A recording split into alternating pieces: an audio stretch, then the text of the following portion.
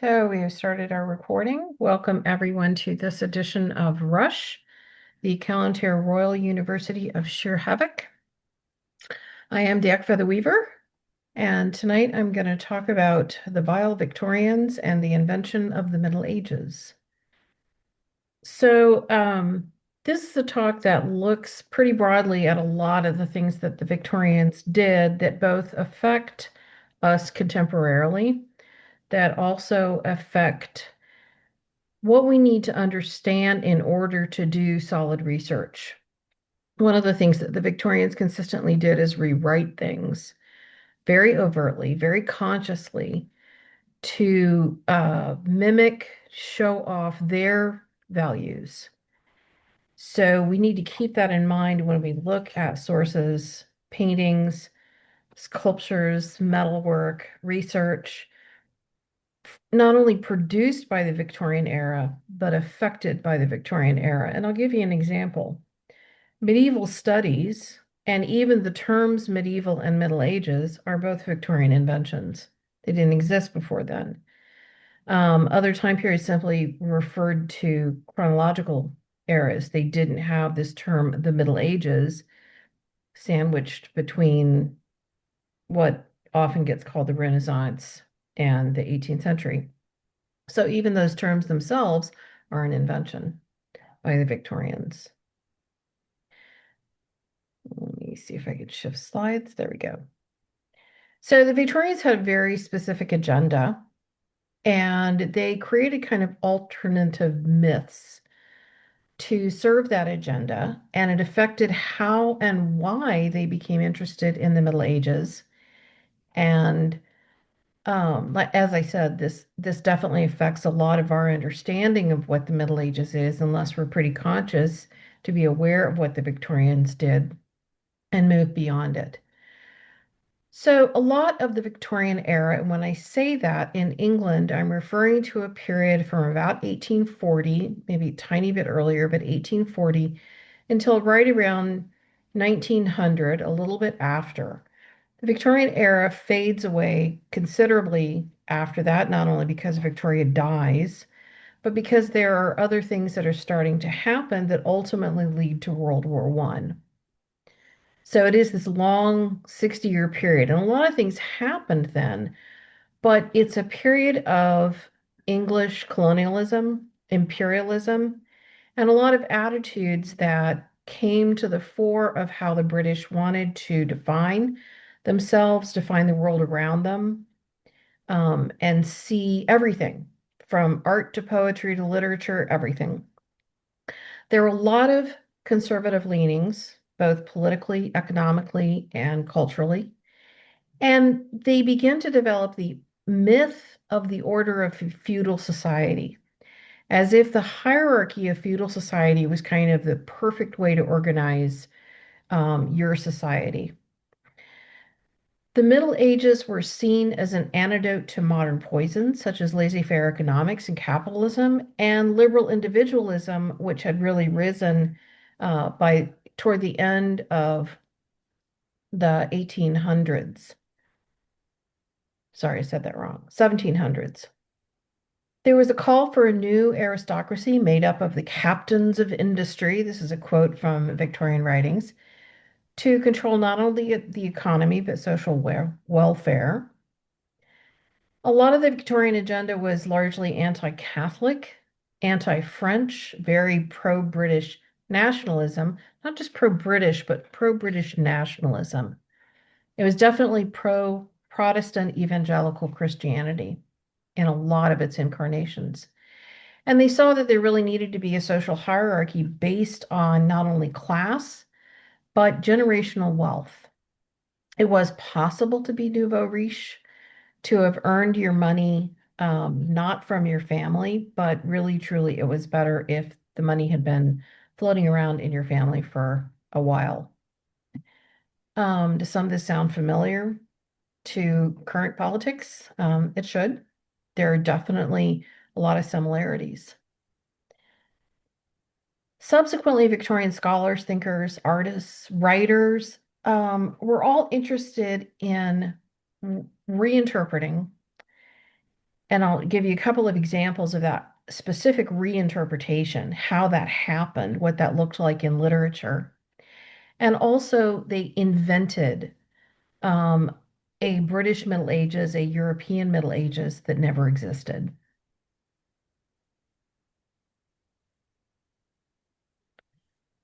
The Industrial Revolution has a lot to do with this, not exclusively. And I will say that the Victorians did not create a lot of what they did out of completely new ideas. But they took existing ideas, existing kind of trends, and put them on steroids. The Industrial Revolution was largely powered by textile production and power looms, among other things. Steam power was a big part of this, but steam power was what drove a lot of the looms, powered them. There was a shift from rural production to a factory system that was largely urban, and a factory system that privileged the machines over the people. That was an enormous cultural shift. It really shifted from an agrarian culture to an urban one. It also really hardened arbitrary divisions between, quote, male labor and, quote, female labor. Agrarian societies tend to be much more egalitarian, and most individuals, whether they are elderly or children or identify as male or female, participate in most aspects of an agricultural culture. Industrial cultures are quite different, and the British Industrial Revolution really developed really hard gender lines. I will tie all of this together. Hang in there with me.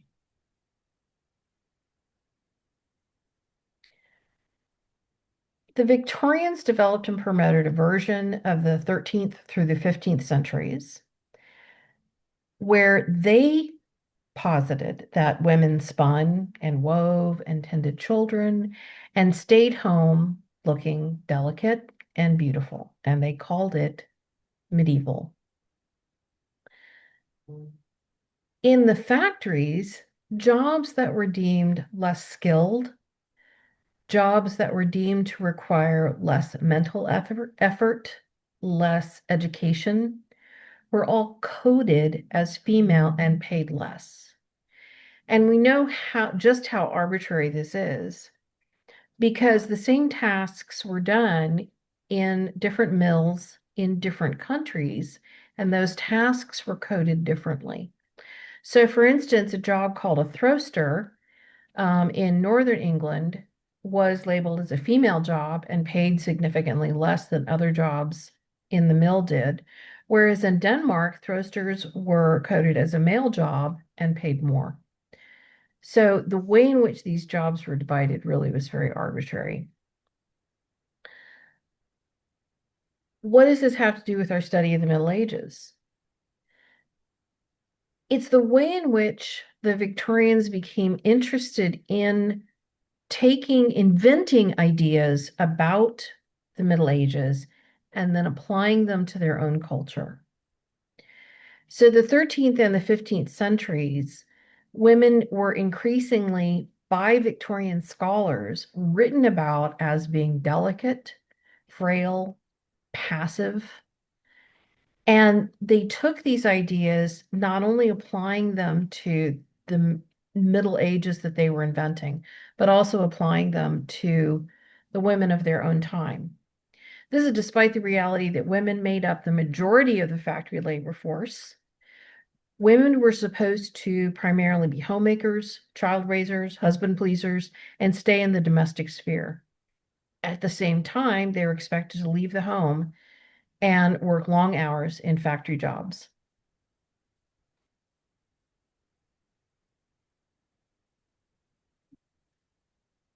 Hang on, I need to move something out of the way so I can change my slide. There we go.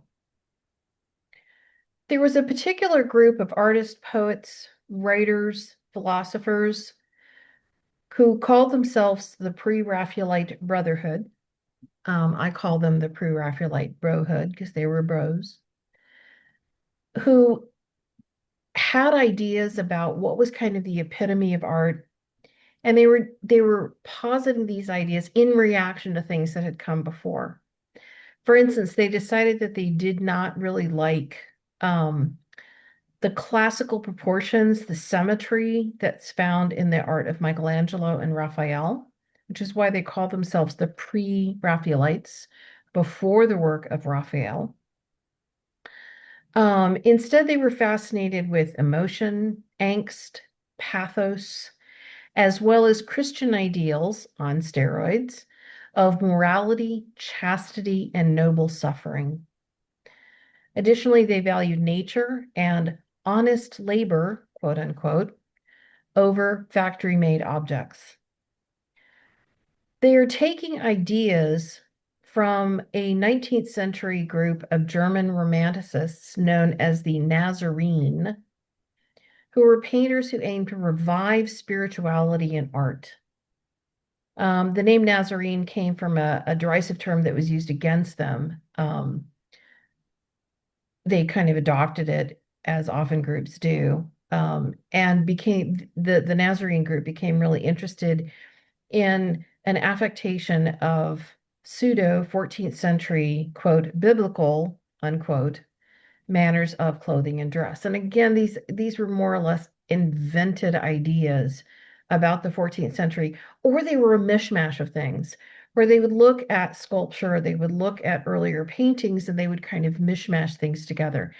And we see the British artists of the Pre-Raphaelite Brotherhood doing largely the same thing, where you will see paintings that either have women in this kind of amorphous flowing dress, like the two here, um, Burne-Jones' The Beguiling of Merlin, and Rossetti's Pied de Ptolemy, which happens to be here in Lawrence at the Spencer Museum, if you want to see it in person. You see that they're wearing these clothes that look like they're going to fall off and really aren't representative of a particular style. Um, and they will often conflate 16th century armor on a man with 14th century dress on the female figure. Some details about these works. Remember, again, the Pre-Raphaelites were promoting these ideas of women who were delicate, helpless. Shield of the weak is a term that the Pre-Raphaelite Brotherhood actually used. Women who needed to be protected, their purity needed to be protected, they needed to be saved. Um, I'll talk more about that in just a minute. Um, at the same time, the painters themselves, we have, for instance, Pied de Ptolemy by Gabriele Dante Rossetti. The work was painted at the start of Rossetti's affair with Jane Morris, who was the wife at the time of William Morris. She modeled for the picture. Rossetti chose a tale from Dante to illustrate how much he loved Jane Morris. The story tells of a woman whose husband imprisoned her and then later poisoned her. This never happened with William Morris and Jane Morris, and Rossetti really wanted the world to believe this particular fantasy, um, that William Morris was keeping Jane against her will. Not true. So this emotional angst and this helpless woman who needs to be saved are all kind of embedded in this particular painting. The Beguiling of Merlin, the model is named Maria Zambacco, and she was having an affair with the painter Burne-Jones. She tried to induce him into a suicide pact when Burne-Jones' wife asked him to stop having the affair. Really, really similar themes going on here.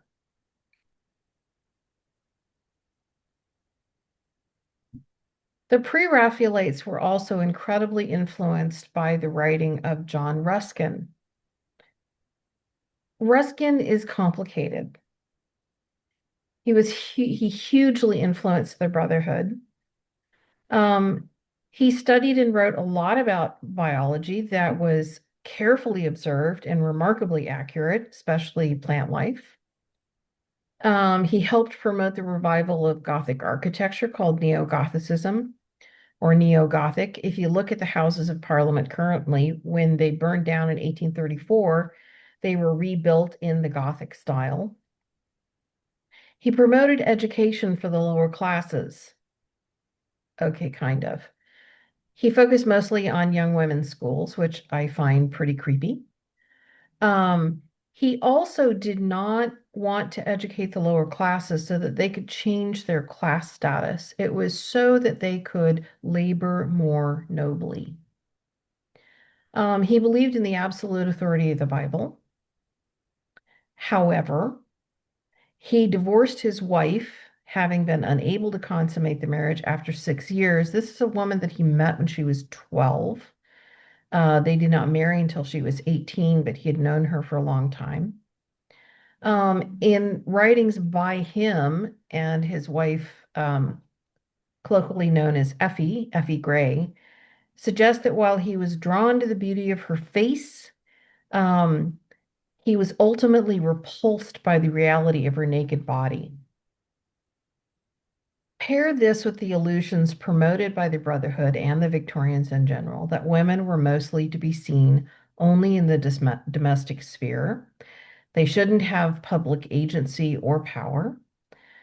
This also is happening, ironically, at the same time that the suffragette movement is heating up. So Ruskin is writing against women who are really trying to reclaim more of a public agency. They're asking to have equal civic rights with men. As the Victorians, a lot of the Victorians, and certainly the Pre-Raphaelite Brotherhood are saying that women really are supposed to be pretty and quiet.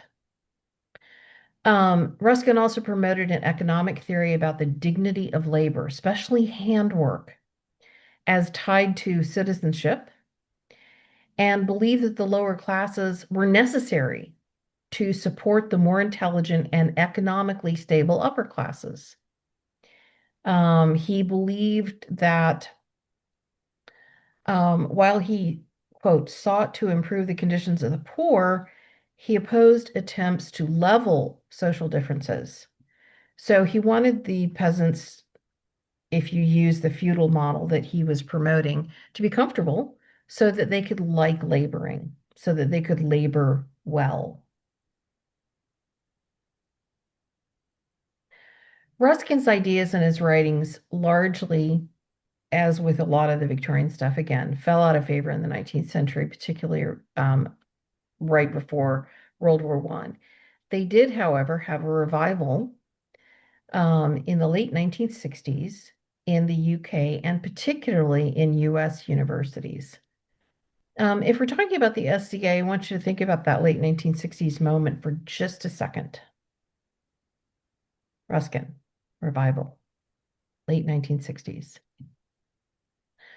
I mentioned earlier that the there were a lot of Victorians, among them the Pre-Raphaelite Brotherhood, who were reshaping how the 12th, 13th, 14th, 15th centuries were being seen.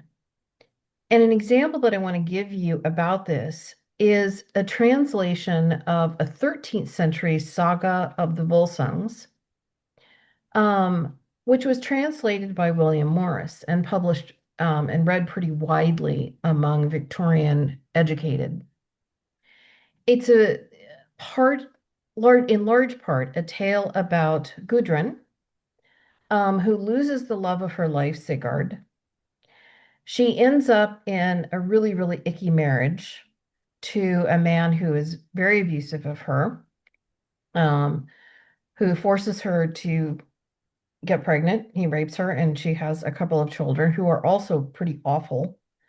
Um, in the actual saga, she is powerful.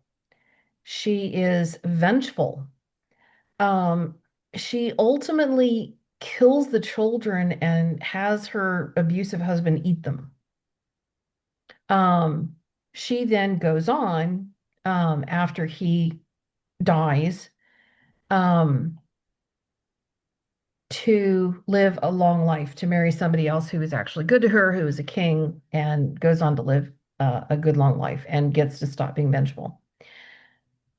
Morris changes the story. Instead of her being having a lot of agency, instead of her having a lot of power, a lot of willfulness, a lot of trying to control her own destiny, he makes her into a very pitiful, tragic figure who nobly submits to her miserable life as Athley's wife. She doesn't kill her sons in Morris's version and feed them to her abusive husband. And she ends up being so miserable that Morris has her ultimately commit suicide at the end of the saga. This is his translation of it. So again, the Victorians have this really particular view of women and the way that they should behave to be noble and pure. And the idea that a woman would kill her children and feed them to her abusive children and feed them to her abusive husband apparently was just a bridge too far. Here are illustrations by Morris, and one of them is of Gudrun drowning herself that he penned in 1880.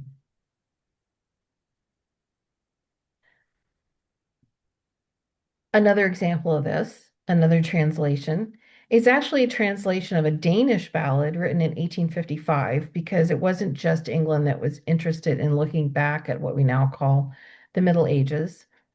Morris again was the one who translated this ballad and again changes the ending. He changes the ending so that everyone dies. The two young lovers pictured here, he's actually a guard in the place where she lives, and they fall in love. She's of higher class than him, and so this is forbidden love. And her brothers find out and challenge him.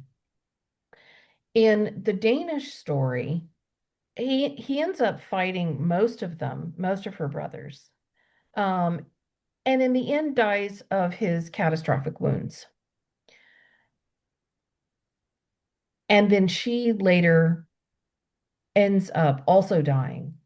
Um, okay, so closer to what Morris likes to do, but he has to make it like even more emotional and he has to add extra angst into it.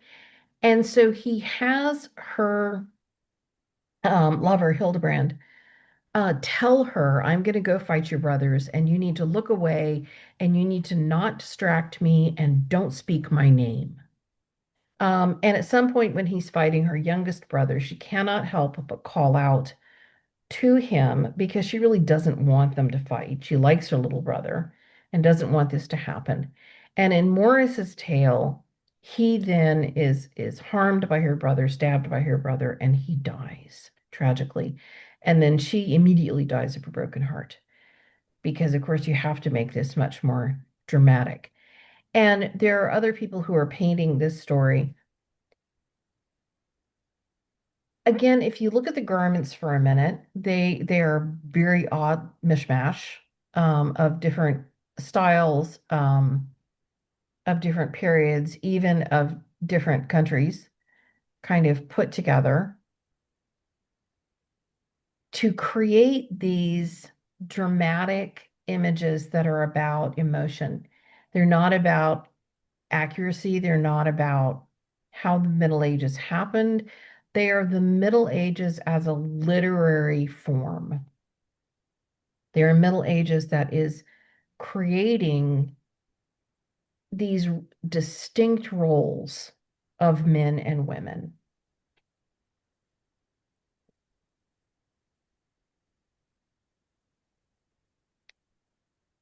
The promotion of Victorian masculinity is also something that the Victorians are doing, and they're doing it in concert with things that are happening in Germany and things that are happening in other parts of Europe to promote this idea of an Anglo-Saxon, Germanic, Nordic male whiteness.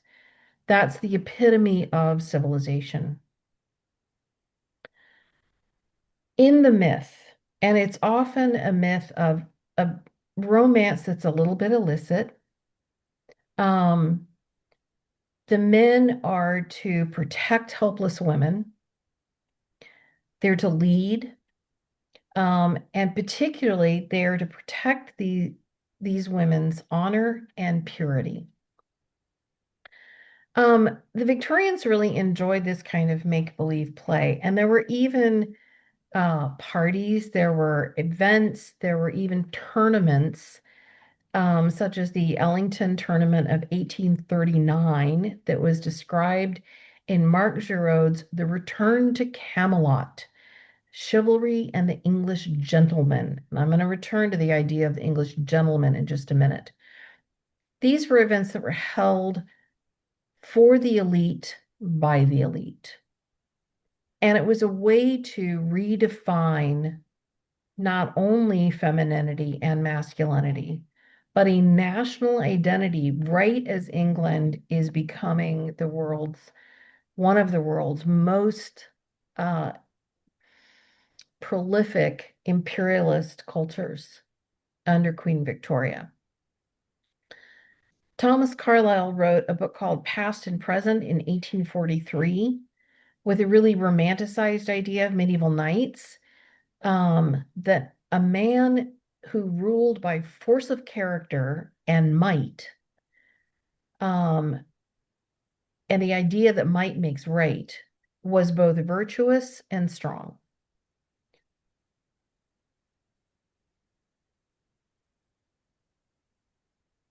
Again, I'm going to talk a little bit later in how this really affected Britain's own view of itself in terms of defining masculinity, not just in relationship to femininity, but also masculinity, white masculinity, in concert with people who are not white.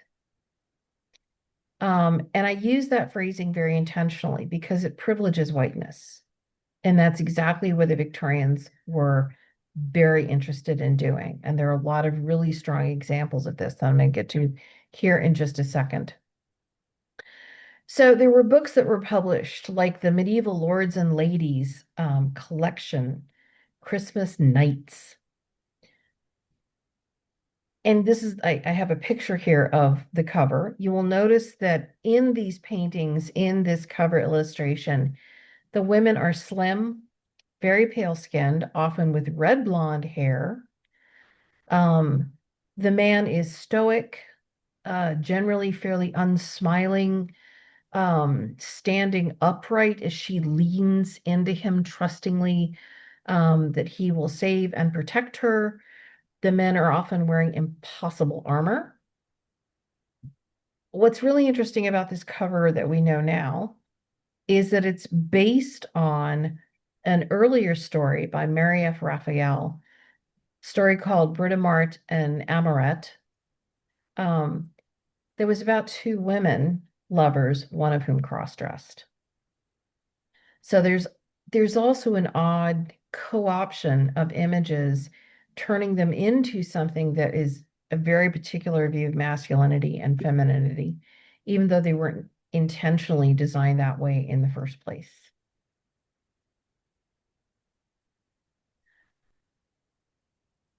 Whiteness is a thing, and we know that the Victorians, and they're not by any stretch of the imagination the only people who are doing this, but they do it in some really particular ways. Are creating visual images that were used as book illustrations, that were not just seen in private houses. These were works of art, poetry, etc., that had a broad audience among the British, um, that erase people of who have black and brown skin. They simply erase them. For instance, the painting that is on the left here is by Edward Poynter. It's a painting of Andromeda as a hairless, red-headed white chick. Andromeda was an Ethiopian princess. In, again, well, we referred to broadly as the European Middle Ages, there were a lot of images of people with brown skin. And I'm showing you two images of the Queen of Sheba, one from the 12th century and then one from the 1400s. One is a manuscript, one is a metalwork, enamel work. So we know that images of people of color actually were shown in the Middle Ages.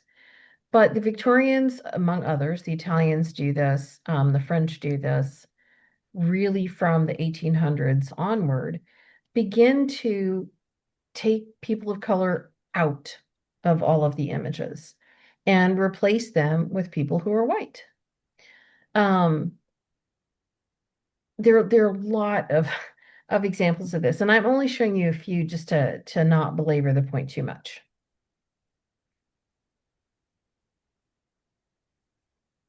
Andromeda, even in the 21st century, is not always treated very kindly. So, The Clash of the Titans in 2010 and The Wrath of the Titans in 2012 both use relatively pale-skinned and blue-eyed women to play Andromeda. So, it's an idea that more or less is continuing. Erasure of Black and brown people continues in the US in a different way. There are many ways in which this happened. For instance, this is a painting by a New Orleans artist who painted the Frey children and their enslaved servant named Balazar. We think sometime around 20 to 30 years after this painting was made in the 1830s, could have been even a little bit later than that. There was a woman who decided to restore the painting, um, and Balazar was painted out. And so now you just have this portrait of three young white children without the black figure. His figure is only revealed again after a careful conservation treatment. Archival research has also recovered the identities and some of the histories of all four of the subjects. We know that Balazar survived the Civil War and lived to experience freedom. Both of the Frey sisters died the same year the portrait was painted, 1837, and their brother died about 9 years later. So this is an example in the US, and we do think of the US having a Victorian period, even though we did not have Victoria per se. The ideas, a lot of the attitudes very much translated across the Atlantic. Black people were literally painted out.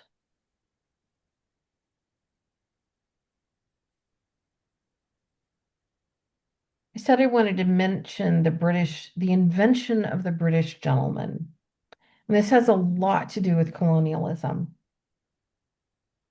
Again, these are ideas that harken back to this idea of a faux Middle Ages, a created idea of what feudalism was, and using that to then create very rigid and narrow views of what masculine and feminine was. Teutonic or Germanic white Protestantism in Britain became even more important, and that your living status became economically dependent on the labor of Black or brown enslaved or indentured people. They were also, the Black and brown people, excluded from the medieval ideas that the Victorians loved so much of lady or lord or the idea of chivalry. They didn't fit within those ideas. Um, the concept of a gentleman was not merely a social or class designation. There were moral components that really mattered here. The Victorians really tried to define this kind of moral code. And again, because they became really interested in medieval, they called it a chivalric a chivalric moral code. And they claimed that it derived from this English feudal past. Sir Walter Scott defined this concept of the gentleman repeatedly in his Waverley novels, and the code of the gentleman is to appear repeatedly in Victorian fiction.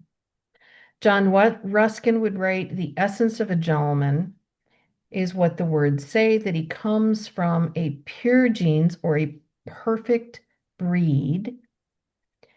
After that, gentleness, sympathy, kind disposition, fine imagination, resolve, moral behavior, and a duty that goes along with privilege is what defines the gentleman. The image that I'm showing you here has to do with how they're dressed, and we see these ideas played out in fashion. So the image on the left is a late 1700s outfit, real outfit that has short pants. It's flamboyant. There's lace. There's a lot of color. The men are wearing heels. They're wearing shiny buckles. They're wearing wigs. They're wearing a lot of color and flamboyance. And I'm sure most of you have seen something that's even more flamboyant that comes from the 1700s. By the early Victorian era, 1830s, 1840s, men's dress had changed dramatically. Men are wearing long pants only.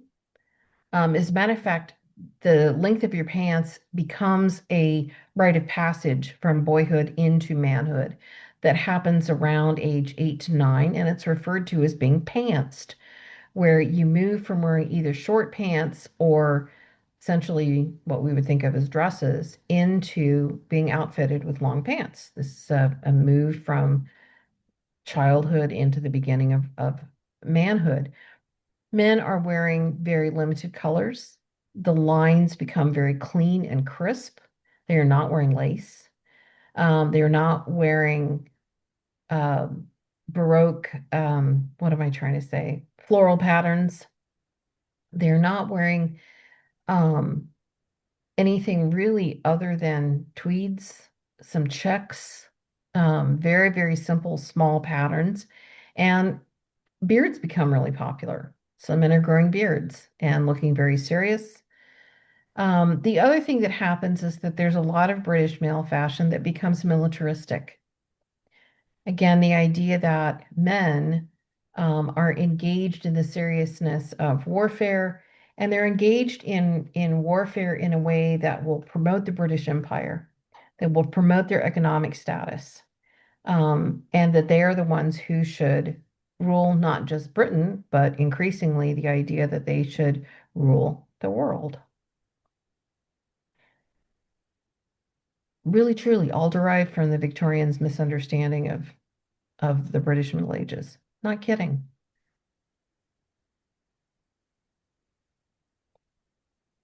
Racism and the White Knight.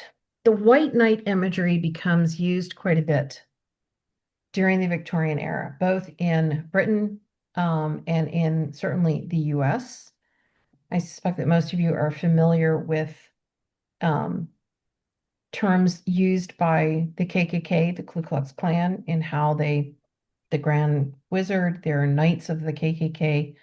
There is also an organization in the US just post the Civil War, started by elite Civil War veterans called the Knights of the White Camellia, very similar to the KKK. Um, Images of knights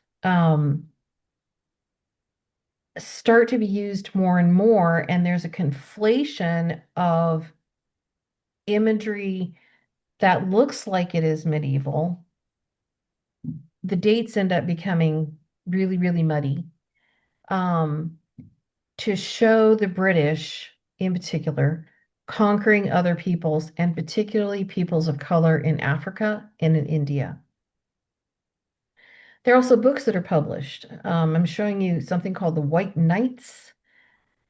um, by W.E. Cool, which is a book about three boys in the White Knights Club.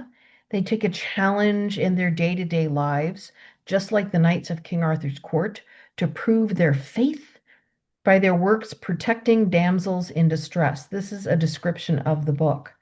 Their job is to defend the weak, to shield the weak, to honor their God and their king. The story challenges boys to live chivalrously in their homes, their neighborhoods, and their communities.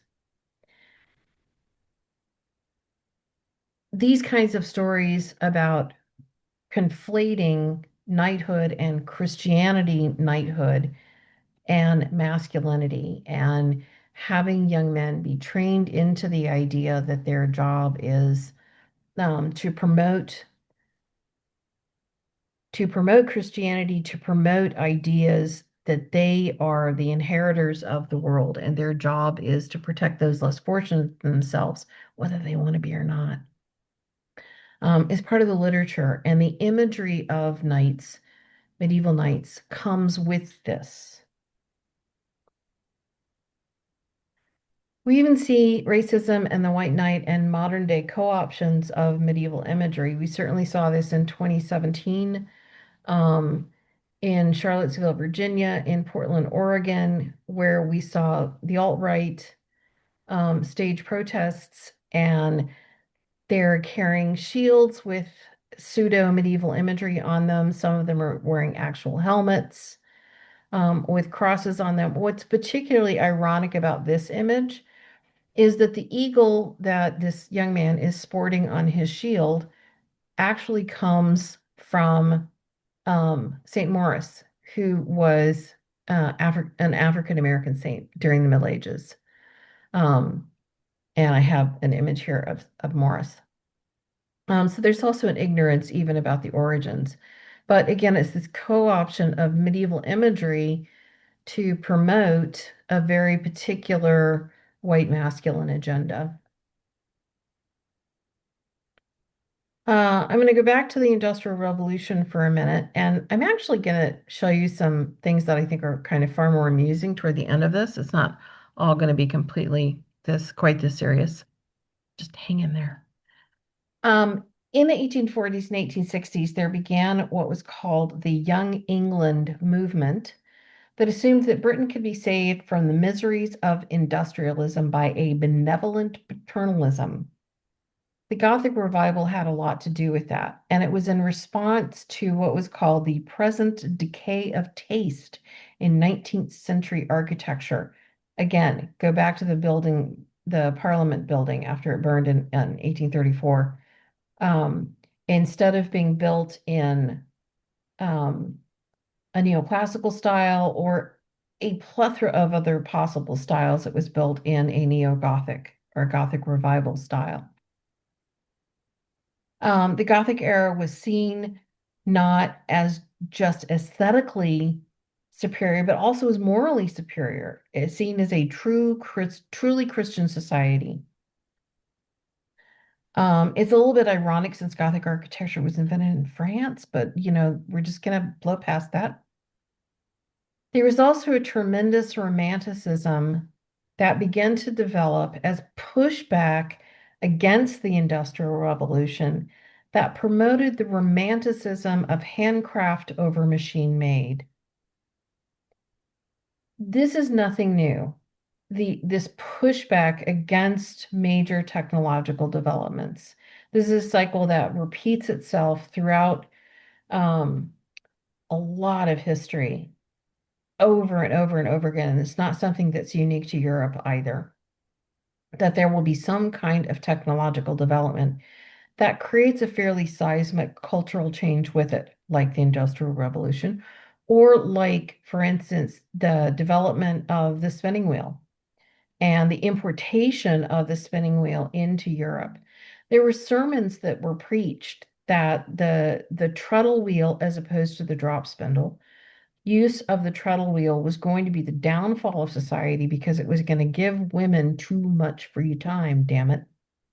And there are records of sermons that were preached about this. The same kinds of language were used about the Industrial Revolution, that it was ultimately going to be the downfall of society, that it was creating all sorts of ills in society that were going to completely disrupt everything.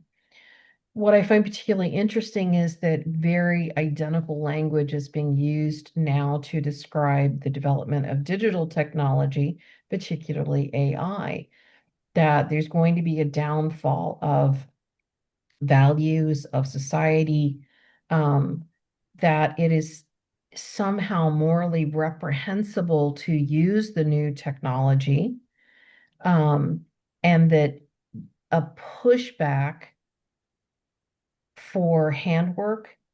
We're seeing this in contemporarily in the rise of the homestead movement again. In the 1960s, we saw the Back to the Earth movement. Um, so again, there are these pushbacks against shifts in technology that happen over and over and over again. Industrial Revolution is one. The Pre-Raphaelite Brotherhood and William Morris in particular became very interested in pushing back against the Industrial Revolution and promoting the idea of handwork. These two images, the one on the left is an industrial factory, and this is a power loom. Um, they are big, they are noisy, they are run by steam power. They were seen as taking jobs away from people. It's where the term Luddite comes from. Um, look up the word Luddite. It's very interesting. It has everything to do with weaving. The image on the right is from William Morris's weaving workshop at Merton Abbey, where they returned to using hand looms instead of power looms.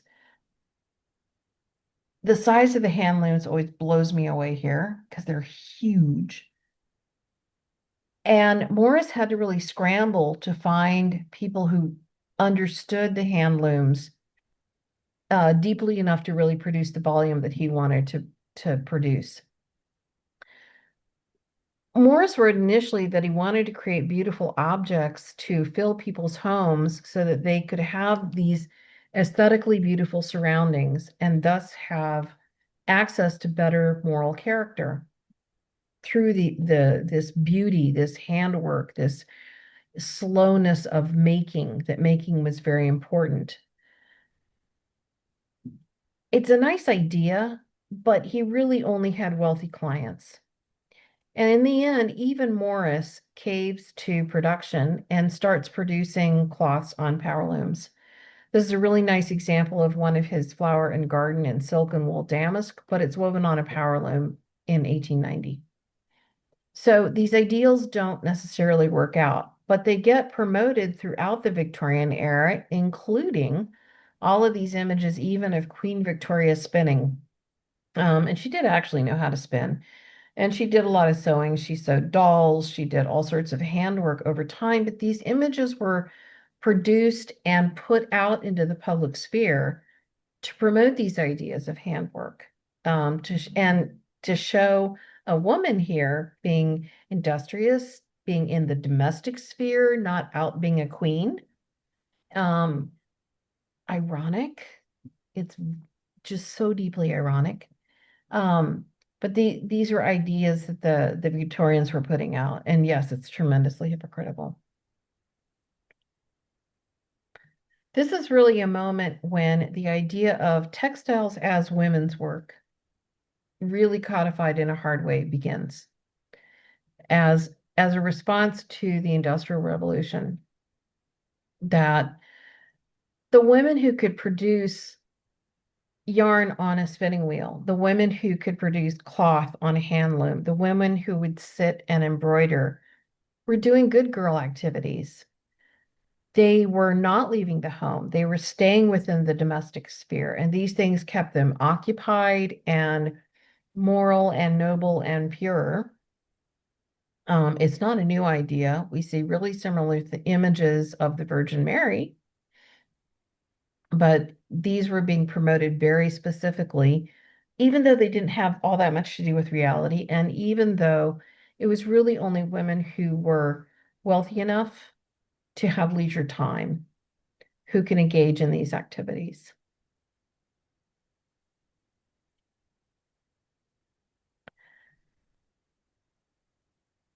All of this from the Victorians is nostalgia for a world that really never existed. And these are two images that I think are really interesting if you juxtapose them. You don't have to if you don't want to, but I think visually they're really interesting. This is John Everett Millay's Ophelia committing suicide. And this is Victoria on her deathbed. And the kind of the conflation of these two images, I think, is interesting. She's not floating in water. She is on a bed. There are actual photographs of her on the bed that still exist. Um, but she's painted as if she were kind of floating in this natural flower strewn landscape on purpose. Again, to evoke this womanly nature, um, nature itself, um, none of which really had anything to do with the 6 decades that Victoria was queen and how she operated as queen. Okay, I promised you that we would look at some of the um, lighter things that Victorians did, which, I say lighter. I've been talking about overpainting and the ways in which Victorians did a lot of overpainting to create images that they wanted. So, for instance, um, this is an image that was overpainted, number one, to kind of cover up her nipples a little bit more. And number two, instead of having these kind of eyes that are sliding off to the side in a manner that's rather sly, she is given instead very wide open eyes. I think of anime every time I see this painting. Her mouth shape is changed and softened. Her nose is softened. All of these choices are made to make her look more feminine, and to kind of ease her character so she doesn't have as much character. There are a lot of examples of this being done. Here's another example of a restoration that was done. This is a woman who chose to transfer this painting from panel to canvas, which is a great way to damage the painting, and then overpainted to change the character of her face and to make it more pleasing to Victorians. Again, it's softer. Her eyes are larger and rounder. Her nose is softer. Her mouth is younger, perkier. Um, and then later, this painting, and there are actually some articles that have just come out about this recently. Um, this painting was restored, and it was restored to the original image. And I couldn't resist bringing in this central image here that shows how restorers work. They work itty bitty bitty bitty bit at a time, and they use Q-tips. So some of you might want to go become art restorers. There's a lot of work that you can do. Victorians were also known for quite a bit of forgery work. Um, the Shadwell medallions, also known as Billies and Charlies, came from William Billy Smith and Charles Charlie Eaton, who were young men who lived in London on the Thames, worked on the Thames, were probably mudlarkers looking for actual medieval objects to find and sell. And then they figured out that they could make forgeries. And they sold a lot of them. They were caught doing this, and it wasn't considered all that bad. It was actually considered a bit clever. And so while they were encouraged to stop doing this particular work, they went on to do other kinds of forgeries, even though ultimately both of them died in poverty. Oops. But these kinds of forgeries are not at all um, incredibly rare. They're not super common, but there were enough of them to be notable. There are also forgeries of paintings that have been identified and entered into a lot of collections. There are probably more than have been identified, but museums really don't want to have to admit to that you have a forgery. And of course, private collections really, really don't want to admit that they have a forgery. So there are a lot that we suspect are forgeries that cannot be authenticated in that way. Um, there are a lot of ways to identify the forgery, but again, this is Victorians taking advantage of gullibility. There's certainly forgers who work now, but they're much less common in the art world than they used to be, in part because we have more accurate ways of detecting forgeries in the art world.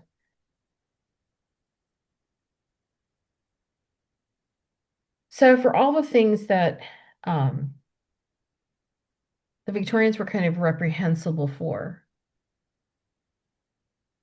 the ways in which ideas of masculinity and femininity were crafted, the ways in which racism was crafted, the ways in which whiteness was crafted to privilege it, ideas that linger with us that remain troublesome, to put it very, very gently.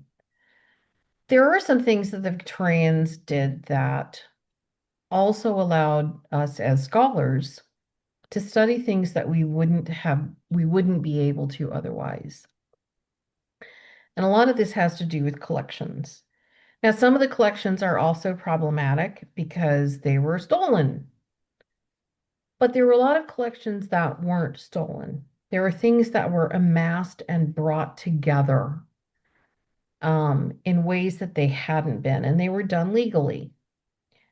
A lot of this has to do with medieval manuscripts, medieval writings that are now in the collections like the Bodleian in Oxford, the Ashmolean, museums that allow scholars a lot of access and that are currently being digitized and studied through digital models that we can use, that the current technology is allowing us greater access than ever before to these collections. And it was the Victorian interest in antiquarianism, I can't say that word, that allowed these collections to happen, to be maintained, to be sometimes restored, which is unfortunate, rather than conserved, but they exist and they were protected in ways that they might not have otherwise been. And so they allow us as scholars to have access to things that we didn't before. That's all I have for you this evening. Does anyone have any questions, things to share, ideas? That was great. That was really interesting. There's a lot of information in there I didn't know. Yay. Exactly.